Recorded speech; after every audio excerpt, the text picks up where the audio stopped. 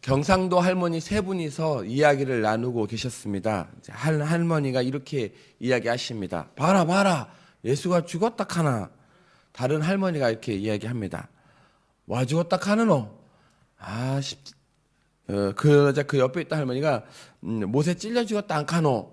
아이고 마내 머리 풀어 헤치고 다닐 때부터 내 알아봤다.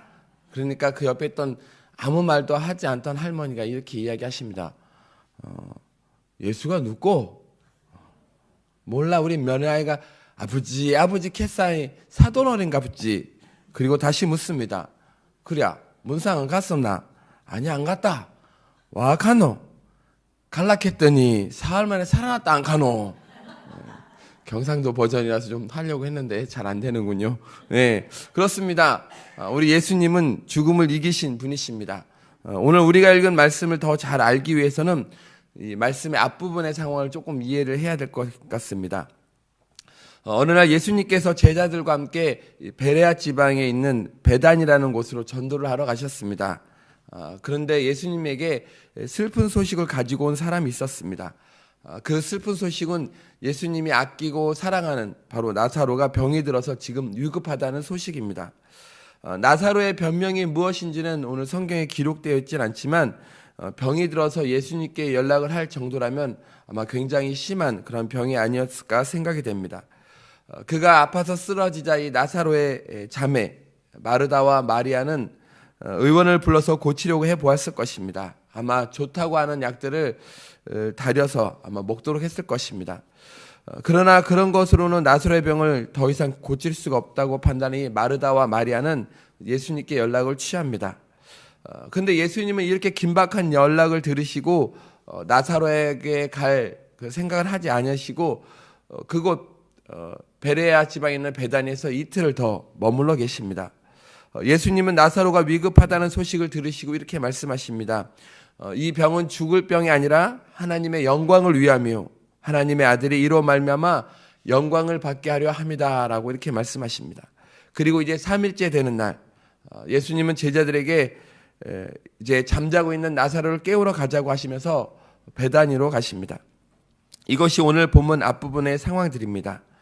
근데 17절에 보니까 나사로가 무덤에 있은지 이미 나흘이 지났다라고 설명합니다. 이 말은 예수님이 오시기 전에 이미 나사로가 세상을 떠났다는 이야기입니다. 예수님께서 베다니로 오셨을 때 마르다가 나오고 또 마리아는 집에 앉아 있었습니다.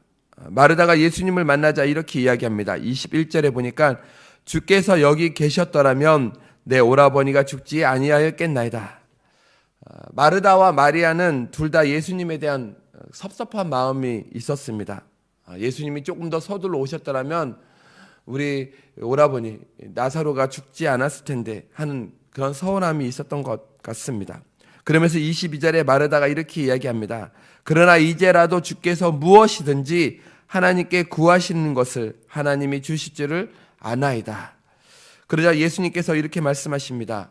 내 오라비가 다시 살아나리라. 내 오라비가 다시 살아나리라. 마르다가 그 말을 듣고 이렇게 고백합니다. 마지막 날 부활 때에는 다시 살아날 줄을 내가 아나이다. 여러분 여기서 우리가 주목해 보아야 할 단어가 있습니다.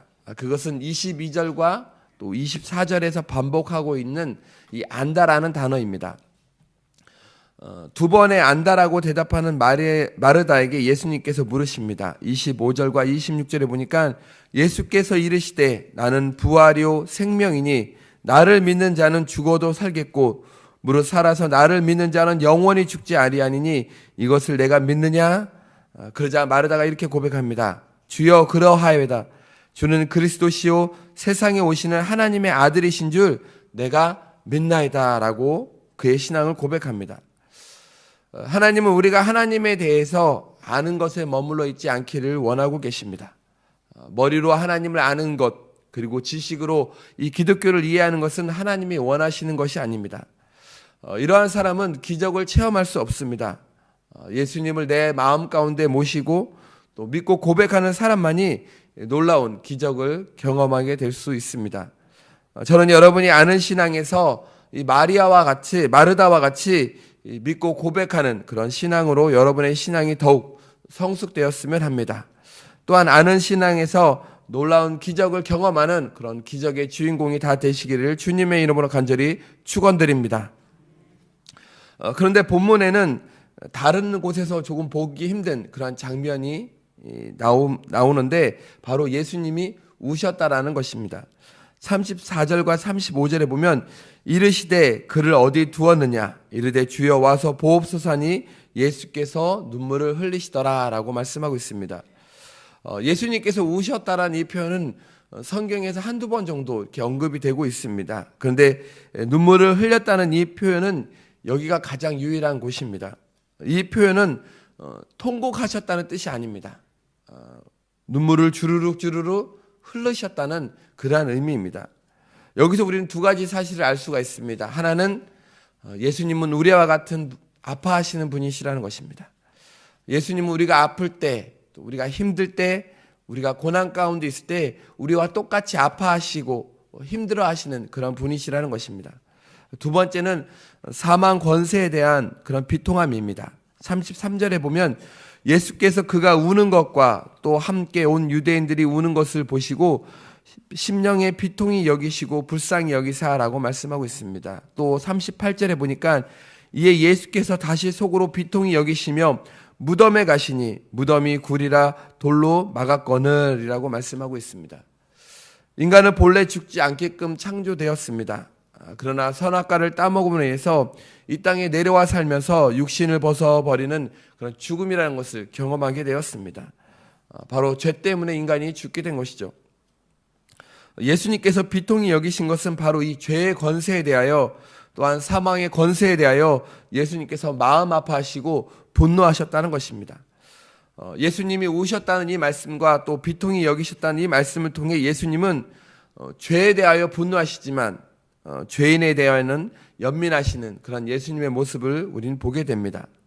39절에 보니까 예수께서 이르시되 돌을 옮겨 놓으라 하시니 그 죽은 자의 누이 마르다가 이르되 주여 죽은 지가 나흘이 되었음에 벌써 냄새가 나나이다 라고 말씀하고 있습니다.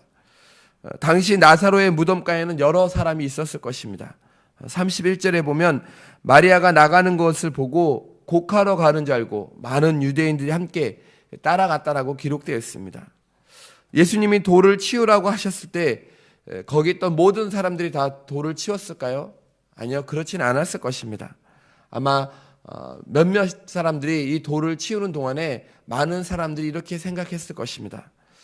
저거 안 될 텐데 죽은 지 꽤 됐는데 살아날 수 있을까? 어디 되나 안 되나 한번 지켜보자. 아마 이런 생각으로, 이런 마음으로 지켜보았을 것입니다. 사랑하는 여러분, 하나님의 놀라운 기적은 예수님의 말씀을 믿고 또 순종하는 사람에게 반드시 일어난다는 이 사실을 꼭 기억하시기 바랍니다. 사람들이 돌을 옮겨놓자 예수님께서 하나님께 기도합니다. 하나님, 이번에도 내 말을 들어주실 줄로 믿습니다. 특별히 이 기도는 나를 위한 기도가 아니라 바로 이곳에서 바라보는 사람들을 위한 증거이니 하나님 이루어 주시옵소서. 이렇게 기도하신 후에 큰 소리로 외칩니다. 나사로야, 나사로야, 나오너라. 여러분, 하나님의 일은, 하나님의 기적은, 하나님의 능력은 기도 뒤에 나타납니다. 어떤 힘든 일을 할 때든 또한 중요한 일을 할 때든 제일 먼저 해야 할 일은 기도하는 것입니다. 성경의 다른 모든 일들을 살펴보면 다 기도한 후에 일어나는 것을 우리는 보게 됩니다. 기도 없이 되는 일은 아무것도 없습니다. 준비가 아무리 부족해도 철저히 기도하고 나아갈 때에 하나님께서 반드시 이루어 주실 줄로 믿습니다. 날마다 하나님의 말씀 앞에서 믿음으로 순종하고 기도함으로 놀라운 기적의 주인공이 되시는 여러분이 되시길 주님의 이름으로 간절히 축원드립니다. 기도하겠습니다. 하나님 아버지, 나에게도 마르다와 같은 신앙이 있게 하여 주시옵소서.